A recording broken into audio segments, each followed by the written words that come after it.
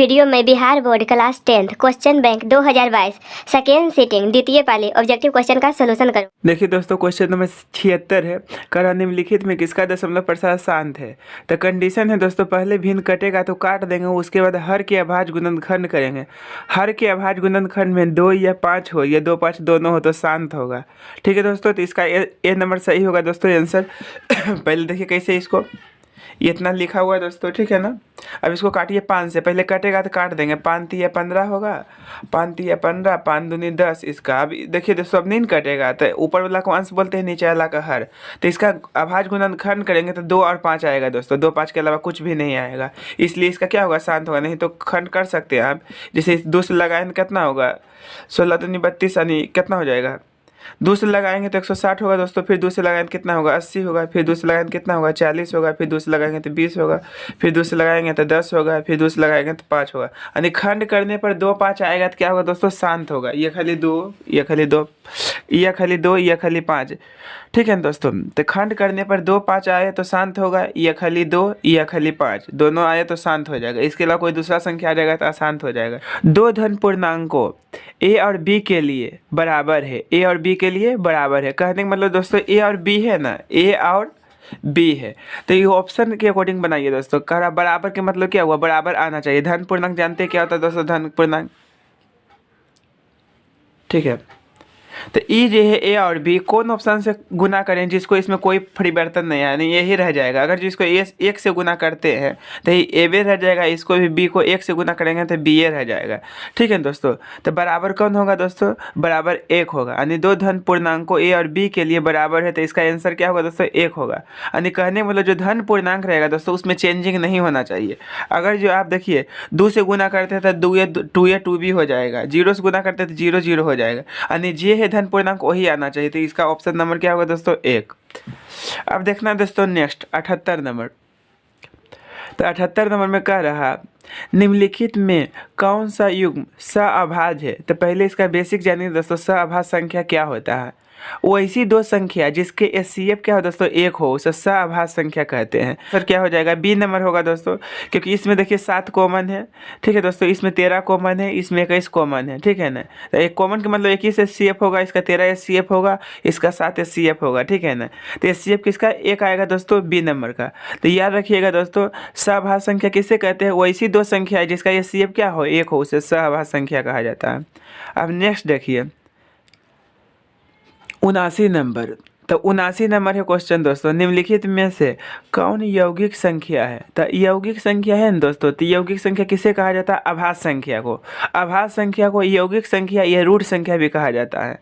तो निम्नलिखित में से कौन यौगिक संख्या है, यौगिक संख्या मतलब अभाज्य संख्या। ठीक है दोस्तों,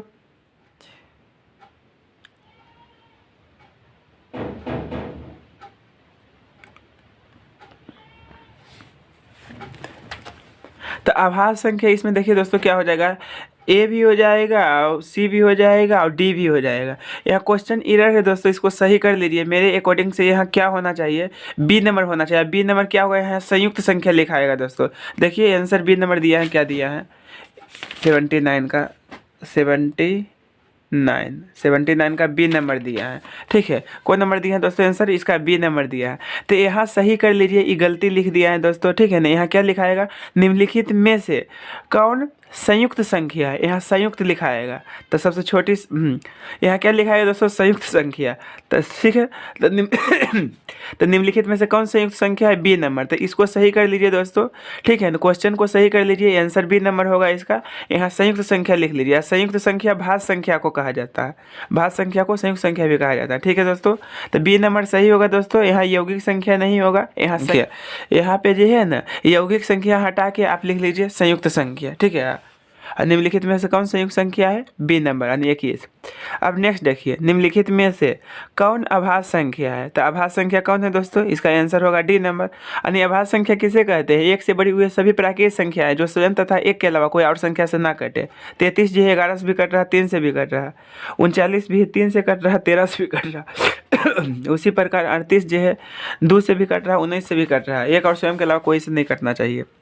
अब नेक्स्ट देखिए 81 नंबर है दोस्तों। 81 नंबर में कह रहा, के किस मान के लिए द्विघात समीकरण इतना के मूल समान है। तो मूल समान के मतलब क्या होगा दोस्तों, डी का मान 0 हमको दिया हुआ है, 9x² दिया हुआ है, जी का मान कितना है 4 है। ठीक है, तो मूल बराबर कब होगा दोस्तों, जब डी बराबर 0 होता है।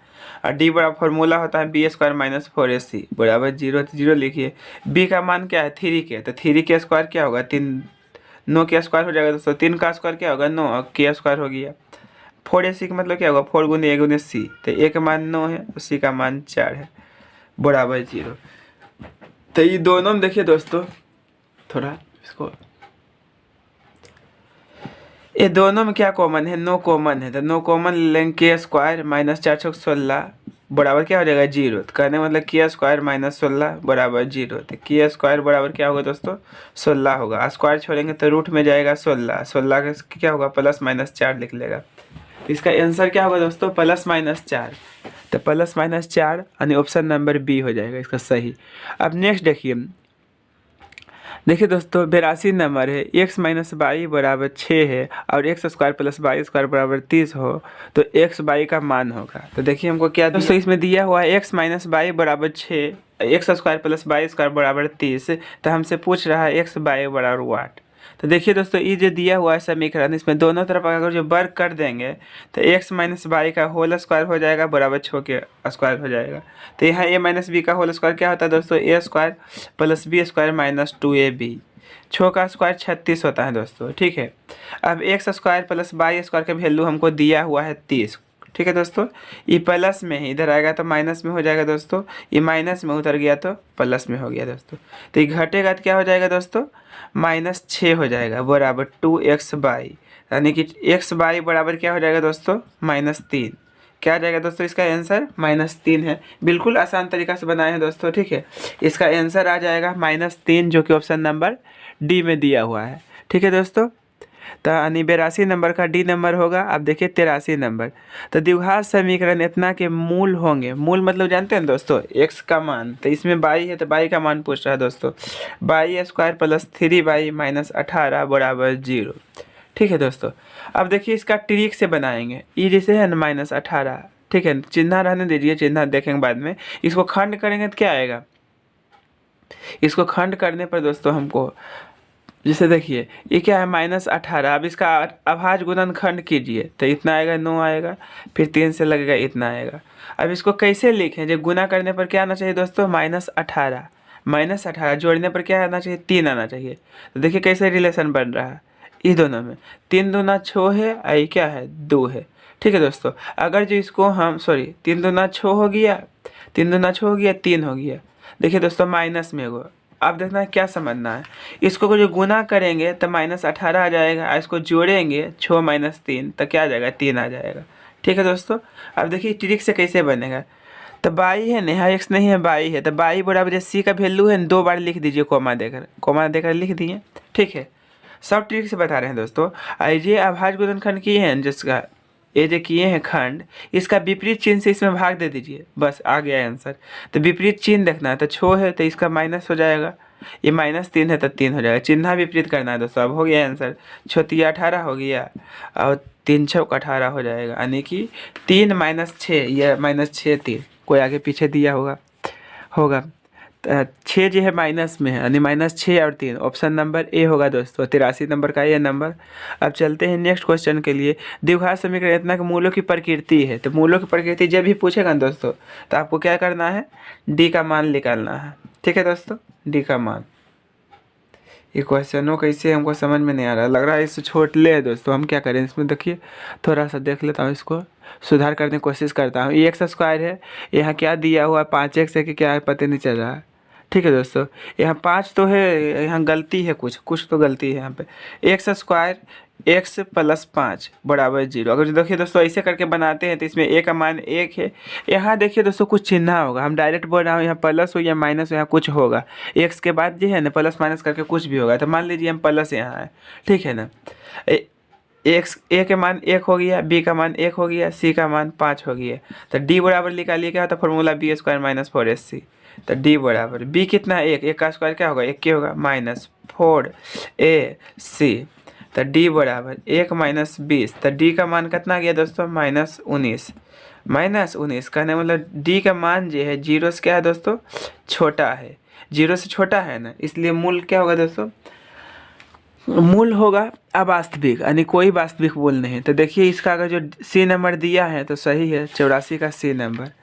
तो 84 का आंसर दिखाते हैं दोस्तों, 84 का सी नंबर दिया है दोस्तों, तो मेरा अनुमान सही था दोस्तों। यहाँ प्लस होगा, क्या होगा दोस्तों, यहाँ पे प्लस होगा, यानी x+4 होगा, सॉरी x+5 होगा। तो सही कर लीजिए दोस्तों, क्वेश्चन बैंक में बहुत सारा एरर भी रहता है, ठीक है।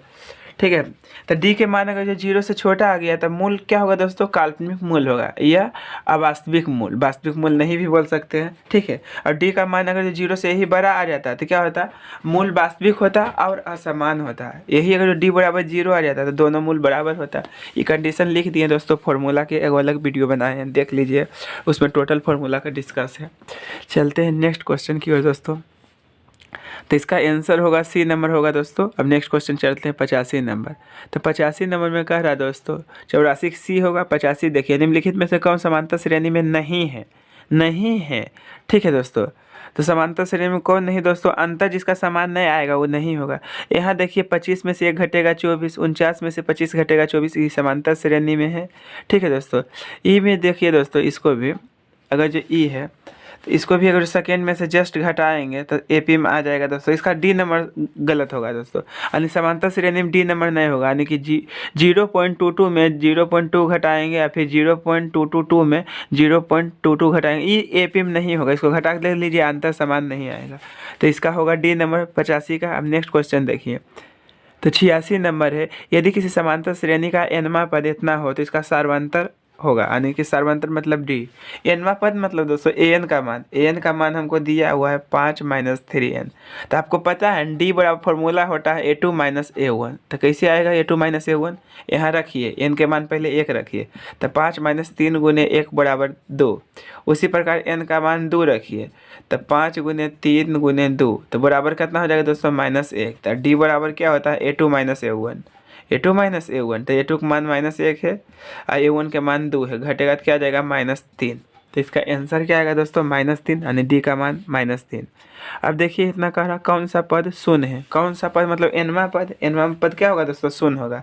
एपी हमको दिया हुआ है, एपी क्या है दोस्तों 21 है, 18 है, 15 है, ... कह रहा कौन सा पद शून्य होगा। इसका कहने का सेंस हुआ ना दोस्तों, an बराबर 0, an बराबर 0, ठीक है। तो पद हमसे पूछा, पद मतलब n का मान पूछ रहा है दोस्तों, ठीक है ना।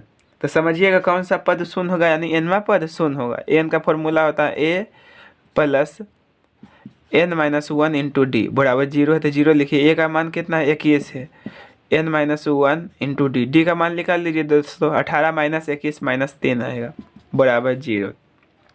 देखिए ये प्लस में उतर गया तो माइनस में, तो n - 1 गुने क्या होगा दोस्तों -3 बराबर -21। ये गुना कर दीजिए, -3n + 3 बराबर -21, ठीक है दोस्तों। तो -3n बराबर उधर चल जाएगा, जुट जाएगा -24, करने मतलब n बराबर आ जाएगा 8, यानी 3 × 8 = 24। तो 8वां पद शून्य होगा दोस्तों। अब नेक्स्ट देखिए, समांतर श्रेणी इतना का चौथा पद क्या है। तो चौथा पद पूछ रहा है इसका दोस्तों, देखिए सिंपल पूरा चौथा पद निकालना, ठीक है। तो देखिए मान लीजिए ये देखिए दिया हुआ है 7 है, ये कितना है 28 है, ये 63 है। तो हमसे पहला पद दिया हुआ है, पहला पद है, दूसरा पद है, तीसरा पद है, चौथा पद पूछ रहा, ठीक है दोस्तों, चौथा पद पूछ रहा। तो सबसे पहले आपको डी पता करना होगा चौथा पद पता करने के लिए। तो डी के इसको क्या लिख सकते हैं, 7 × 28, ठीक है दोस्तों, 9 × 7 = 63, सॉरी 9 × 7 = 7 होगा यहाँ पे। तो √7 है दोस्तों, 2 √7 होगा, ये 3 √7 होगा, ठीक है दोस्तों। ऐसे डॉट दिया हुआ है। तो आपको पता है डी क्या होता है दोस्तों, सेकेंड में से उसका जस्ट पहले घटता है। डायरेक्ट भी निकाल सकते हैं दोस्तों इसका, देखिए बनाइए दिखाता हूँ, √7 आएगा ना।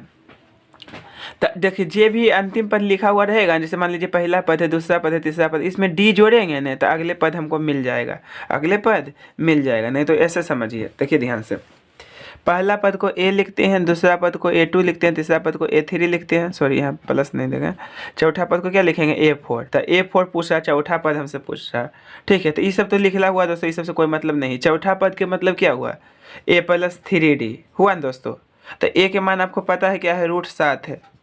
3 डी का मान कितना निकला है, √7। तो ये √7 है दोस्तों, और ये कितना है 3√7, तो क्या हो जाएगा 4√7 हो जाएगा दोस्तों। यानी चौथा पद क्या आ जाएगा 4√7। तो देखिए इसको डायरेक्ट भी निकाल सकते हैं, इतना थोड़ा आपको अगर जो बड़ा लग रहा तो डायरेक्ट भी आपको निकाल सकते हैं दोस्तों। पहला नंबर तो ये तो डी का मान तो आप निकाल लीजिएगा डायरेक्ट, डी का मान तो निकालना ही पड़ेगा। तो डी का मान क्या होगा 28 - 7 होगा ना दोस्तों। तो ये क्या लिख सकते हैं 4×7 = 28, यानी कि 2√7 - √7 बराबर कितना आ गया √7 आ गया। तो हमको चौथा पद के मतलब A4 निकालना था, A + 3D होगा दोस्तों, बात वही आ रहा। ठीक है, यानी कि √7 + 3 × √7 तो क्या हो जाएगा दोस्तों 4√7, 4√7 यानी वही आंसर आ जाएगा। ऑप्शन नंबर क्या होगा देखिए, इसका गुना कर दिया दोस्तों, कुछ नहीं है, गुना कर दिया, ठीक ना। तो ये देखिए 7 है ना, ये रूट में इसको लिखेंगे 4 को तो 16 लिखेंगे, 16 × 85, 16 × 96, 16 थे बोलो तब से 112 होगा, 112 यानी रूट में लिखना था 112 होगा। तो इसका चौथा पद कितना आएगा दोस्तों 112। चलते हैं नेक्स्ट क्वेश्चन की ओर। यदि इतना इतना इतना किसी समांतर श्रेणी के 3 क्रमागत पद है तो ए का मान ज्ञात कीजिए। तो याद रखिएगा दोस्तों, जब भी 3 पद एपी में दिया हुआ रहेगा, मान लीजिए ए बी सी कहेगा एपी में है, तो याद रखिएगा 2b बराबर क्या होता है a + c। ये कंडीशन होता है दोस्तों, फॉर्मूला होता है। 3 पद एपी में रहेगा तो बीच वाला को डबल कर दीजिए और शुरू लास्ट वाला को जोड़ दीजिए। उसी प्रकार हमको ये क्वेश्चन दिया हुआ है, इतना करा एपी में है, ये एपी में रहेगा ना दोस्तों, तो इसको दुगना कीजिए तो 2a हो गया और शुरू वाला लास्ट वाला को जोड़ दीजिए, यानी 2/3 + 2, तो जोड़ देंगे 3 × 6 = 8, 8/3 होगा दोस्तों। ये कटा दीजिए डायरेक्ट 4, यानी ए का मान जो है ना 4/3 आ जाएगा। ए का मान कितना आ जाएगा 4/3, जो कि ऑप्शन नंबर आपको बी में दिख रहा है। अब नेक्स्ट देखिए, यदि समांतर श्रेणी का प्रथम पद ए और सार्वंतर डी हो तो इसके प्रथम n पदों का योगफल होगा। तो योगफल का फॉर्मूला होता है Sn = n/2 × 2a + n - 1 × d, यानी सी नंबर होगा।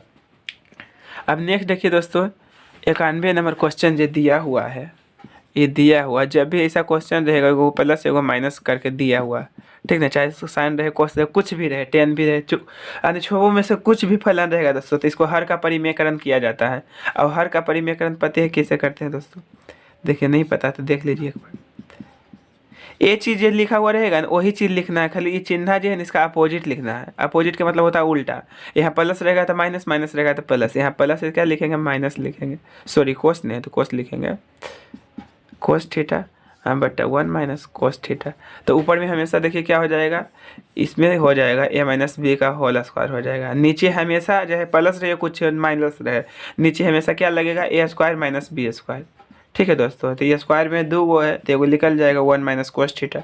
ठीक है, √1 एक का स्क्वायर एक क्यों होता है, तो √1 - कोस स्क्वायर थीटा क्या होता है दोस्तों साइन थीटा होता है। अब इसको अलग अलग कर दीजिए, 1/sin थीटा कोसेक थीटा हो जाएगा और कोस थीटा बटा साइन थीटा कोट थीटा होगा।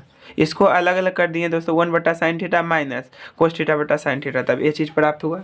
हमको ऑप्शन नंबर क्या मिल गया इसमें सी नंबर, तो सी नंबर सही होगा दोस्तों। देखिए नेक्स्ट, एक ऊर्ध्वाधर दीवार की लंबाई एवं उसकी छाया की लंबाई का अनुपात इतना है तो सूर्य का उन्नयन कौन होगा।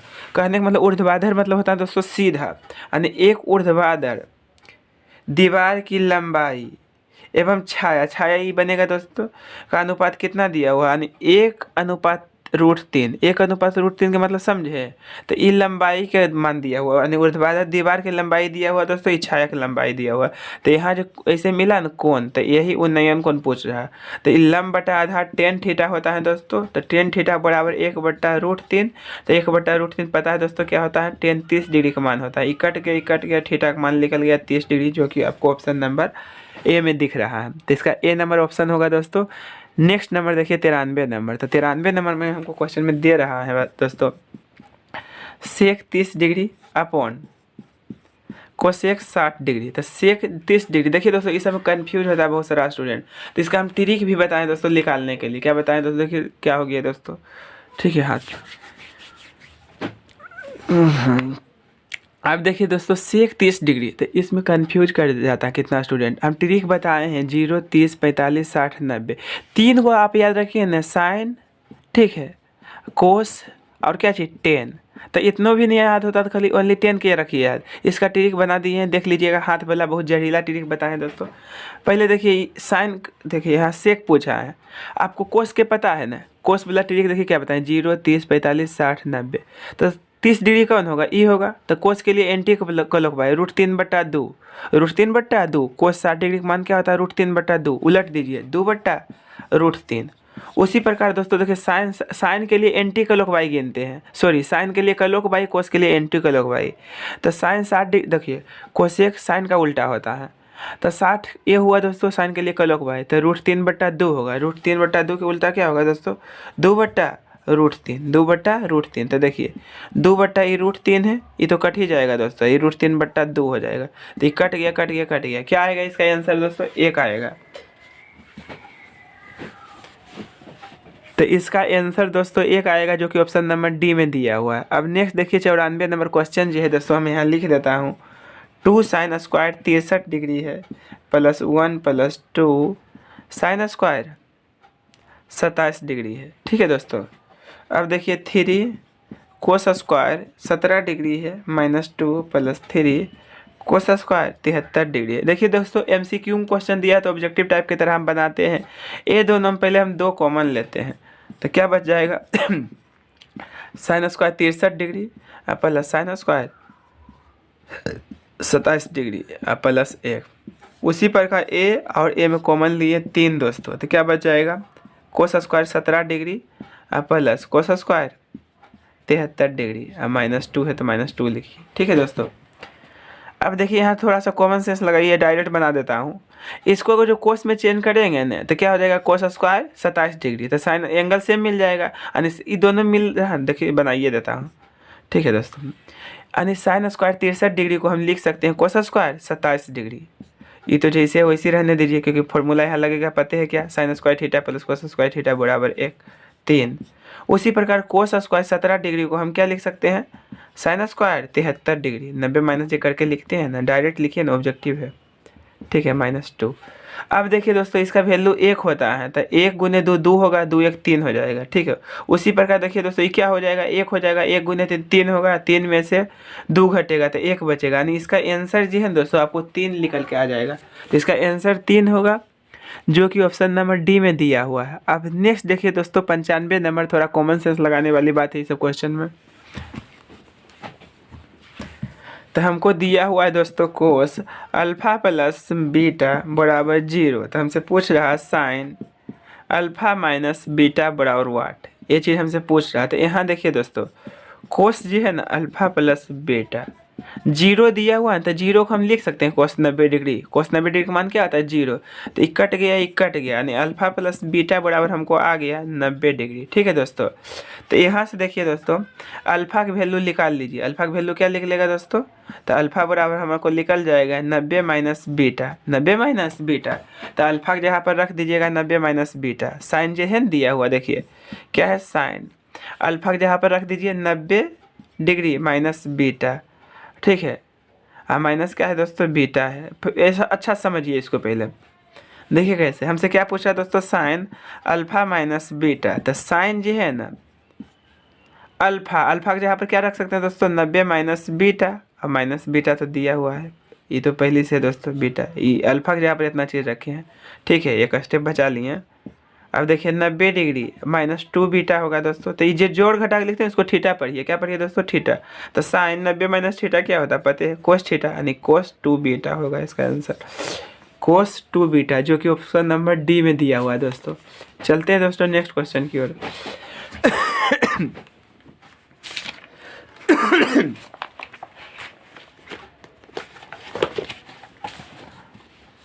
तो देखिए दोस्तों ये वेरी इंपॉर्टेंट क्वेश्चन हुआ दोस्तों 96 नंबर। देखिए भुज और कोटि, एगो तो फिक्स क्वेश्चन ऐसा पूछता है दोस्तों, भुज वाला, यानी भुज हो चतुर्थांश हो, ये सब क्वेश्चन पूछना ही पूछना है। तो जब भी भुज पूछेगा दोस्तों तो कोमा के पहले वाला भुज होता है, कोमा के बाद वाला कोटि। तो इसका भुज पूछ रहा है, तो भुज क्या होगा दोस्तों, -2। यही कोटि पूछता है क्या होता है दोस्तों, -5। तो हमसे क्या पूछ रहा है, भुज। तो इसका आंसर क्या होगा दोस्तों, ए नंबर -2। एक्स अक्ष पर स्थित किसी बिंदु का नियामक, तो एस देखिए दोस्तों, एक्स अक्ष पर किसी बिंदु का बाई नियामक, कहने का मतलब दोस्तों एक्स अक्ष पर बाई का मान 0 होता है, बाई अक्ष पर एक्स का मान 0 होता है। तो एक्स अक्ष पर किसी बिंदु बाई का नियामक क्या होता है दोस्तों? 0 होता है। तो 97 का ऑप्शन नंबर सी होगा। बिंदु इतना किस चतुर्थांश में स्थित है? देखिए दोस्तों, ये क्वेश्चन फिक्स है, 100% एग्जाम में पूछता है चतुर्थांश से रिलेटिव, चाहे मैट्रिक का कभी भी एग्जाम पर हो। तो इसका देखिए फिर से थोड़ा सा कॉन्सेप्ट समझा देते हैं। मान लीजिए आप भूल गए हैं तो कैसे बनाइए। ग्राफ वाला फिगर पता होगा दोस्तों, ये एक्स होता है, ये एक्स डैश होता है, ये बाई होता है, ये बाई डैश होता है। ठीक है, ये प्रथम चतुर्थांश होता है दोस्तों, ये द्वितीय होता है, ये तृतीय होता है, ये चतुर्थ होता है। ठीक है दोस्तों, आप ये रटे होंगे plus plus minus plus minus minus plus minus, तो इसको रटना है नहीं दोस्तों। बिंदु में याद रखिएगा, पहले एक्स का मान लिखा था, उसके बाद बाई का, पहले एक्स का उसके बाद बाई का। और डैश के मतलब होता है निगेटिव, डैश के मतलब क्या होता है? निगेटिव। तब पहला घर में आइए तो एक्स में नहीं डैश है, नहीं बाई में डैश है, कहने का मतलब एक्स भी पॉजिटिव है, बाई भी पॉजिटिव है। तो पहले एक्स का मान निकालता है। अब दूसरा घर में आइए, डैश के मतलब होता है निगेटिव, तो एक्स क्या है दोस्तों? निगेटिव है, बाई क्या है? पॉजिटिव है। अब तीसरा घर में आइए तो एक्स भी निगेटिव है दोस्तों, और बाई भी निगेटिव है। ठीक है, अब चौथा घर में आइए तो पहले एक्स लिखाता है, तो एक्स क्या है दोस्तों? पॉजिटिव है, बाई क्या है? निगेटिव है। ठीक है दोस्तों, तो इस तरह से समझना है दोस्तों आपको ये सब। ठीक है, तो देखिए प्लस और माइनस कोमा चतुर्थांश में स्थित होगा दोस्तों चौथा में, यानी प्लस माइनस चौथा में होगा, जो कि ऑप्शन नंबर डी है। तो 98 का डी नंबर होगा। 99 का देखिए, एक्स अक्ष से बिंदु इतना की दूरी होगा दोस्तों। तो एक्स अक्ष से दूरी पूछेगा दोस्तों तो बाई का मान होगा, बाई अक्ष से दूरी पूछेगा तो एक्स का मान होगा। तो एक देखिए, ये पहला एक्स का मान होता है, दूसरा बाई का। तो एक्स अक्ष से दूरी जो है दोस्तों बाई नियामक का बराबर होता है, बाई अक्ष से दूरी एक्स नियामक का बराबर होता है। तो यहाँ करा एक्स अक्ष की दूरी, तो बाई नियामक कितना है दोस्तों? 5। तो इसका आंसर हो जाएगा दोस्तों 5 हो जाएगा, जो कि ऑप्शन नंबर ए में दिया हुआ है। अब देखिए नेक्स्ट 100 नंबर लास्ट क्वेश्चन है दोस्तों। 100 नंबर, मूल बिंदु से बिंदु x, बाई की दूरी क्या होगी? तो x, बाई रही या माइनस x, माइनस बाई रहे। ठीक है, रूट अंडर क्या होगा दोस्तों? X square plus by square, क्योंकि माइनस का स्क्वायर कीजिए, ये प्लस का स्क्वायर हमेशा प्लस से आएगा। तो 100 नंबर का डी नंबर होगा दोस्तों। मिलते हैं नेक्स्ट वीडियो में, तब तक के लिए best of luck, God bless you.